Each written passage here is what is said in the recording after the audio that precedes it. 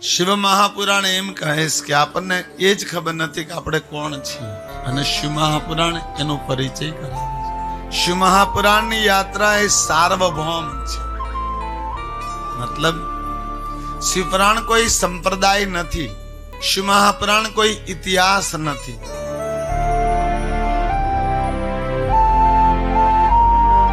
શિવ મહાપુરાણ જ્ઞાન યજ્ઞ અનુષ્ઠાન. અનુષ્ઠાનનો અર્થ થાય સમય સાથે એક યાત્રા કરવી. અનુષ્ઠાનનો અર્થ થાય કોઈ એક લક્ષ્ય સાધ્ય બનાવવું. અનુષ્ઠાનનો અર્થ થાય કોઈ એક મંત્રની ઉપાસના મનુષ્યએ પોતાના જીવનમાં અખંડ ગતિ કરાવવી.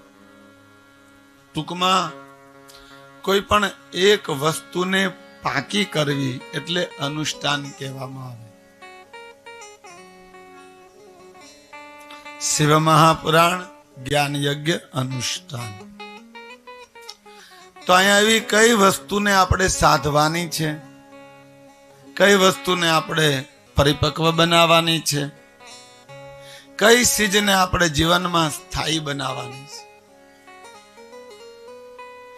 પ્રાપ્ત કરવાનો છે સ્વયંનો પરિચય કે તમે કોણ છો.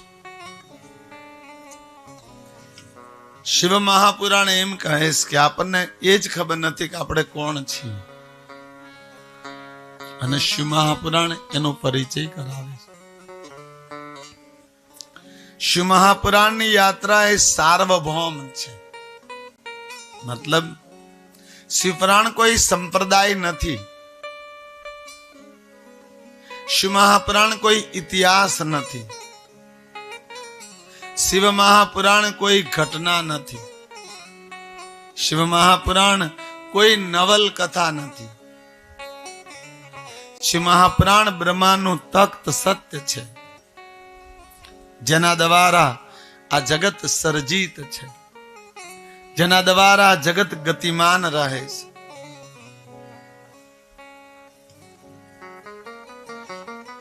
આ જેમ પંચભૂત દેહ મારું તમારું શરીર છે, જેમાં પ્રાણ આત્મા વાસ કરે છે,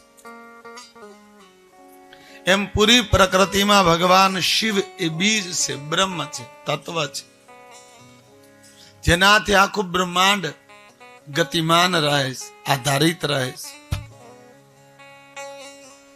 એ કોઈ જબરજસ્ત મોટો વંડો હોય ને એમાં બહુ મોટું ફંક્શન હાલતું હોય, એમાં અનેક ચીજો થઈ રહી હોય, બધા ઇલેક્ટ્રોનિક મશીનો હોય, કોઈ સંગીત બજાવી રહ્યા હોય, કોઈ પ્રકાશ આપી રહ્યા હોય, કોઈ પવન નાખી રહ્યા હોય, અનેક વસ્તુ.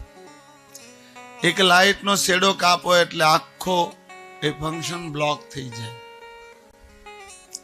એમ પૂરા બ્રહ્માંડમાં કોઈ પાવરનો શેડો હોય, કોઈ લાઇટનો શેડો હોય, તો એ ભગવાન શિવ છે, જે તમારી ભીતર રહે છે. તમારું જોડાણ વાસ્તવમાં કોને હારે છે?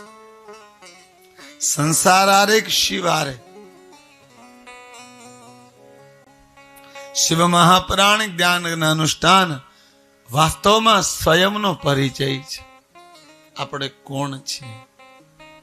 જી હા, ભલે આપણે બધા નામથી જાણતા હોઈએ, સંસારમાં હરેક ચીજનું નામ આપવામાં આવ્યું છે. એક ઈશ્વર એવો છે જે અનામ છે, તો તમે પણ અનામ છો. તમારું પણ કોઈ નામ નથી.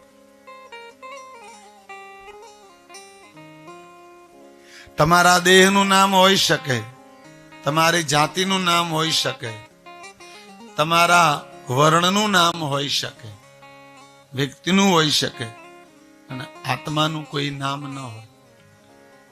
એ અનામને પ્રાપ્ત કરવા માટે તમારે ને મારે એ જાણવાનું છે કે તમે પણ એ જ ઈશ્વરનો અંશ છો. શિવ મહાપુરાણ જ્ઞાન યજ્ઞ અનુષ્ઠાન 9 દિનની કથા જ્યારે જ્યારે પૂરી થઈ, જ્યારે જ્યારે શિવપુરાણમાં કથા પૂરી થઈ, ત્યારે એક જ ચીજની પ્રાપ્તિ થઈ, ઈશ્વરે દર્શન આપ્યા. અને જીવને ખબર પડી કે જે હું ઈશ્વરની ઉપાસના કરતો હતો એ તો હું ખુદ ઈશ્વર જ હતો, એ હું જ હતો. જેને સંસારમાં સમાજમાં ગોતી રહ્યો હતો એ વાસ્તવમાં બહાર નહોતો, મારી ભીતર હતો. અને શિવ મહાપુરાણ એ સ્વયંની યાત્રા છે. સંસારમાં તો આપણે 84 લાખ વાર જન્મ લઈને રખડી લીધું, મળ્યું કાંઈ નહીં.